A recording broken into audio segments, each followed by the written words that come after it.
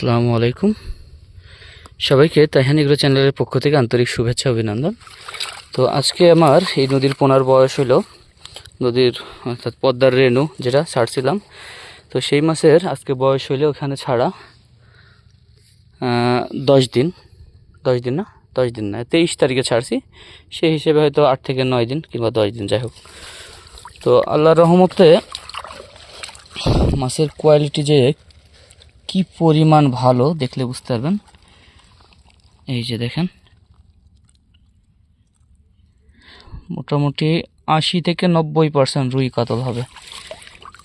80 থেকে 90% রুই কাতল হবে। আমি বাটিতে দেখাই, একটু ধর এই পাশেরটা।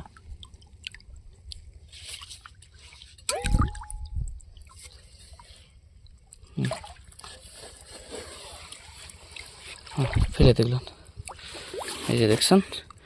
তো এটা মূলত আছে এখানে রুই, কাতলা, মৃগেল এবং কালীবাউস, এছাড়া রাইখোড় হয়, কিন্তু রাইখোড়ের পরিমাণটা আল্লাহর রহমতে খুবই ভালো।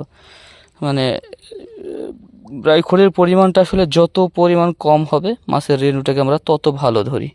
তো সেই হিসেবে রাইখোড়ের পরিমাণ একবারেই কম এবং রুই কাতলের পরিমাণটাই অত্যাধিক বেশি। এবং গ্রোথটা দেখেন, সেই 7 থেকে 8 দিন বয়সের মাছের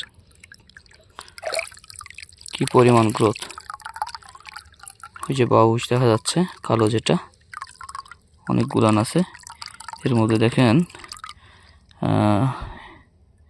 ইয়াটা গেল কই,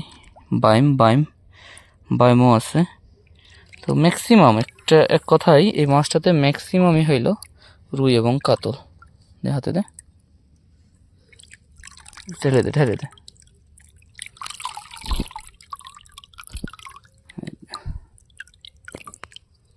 এই যে মাছটা দেখুন, রুই এবং কাতল।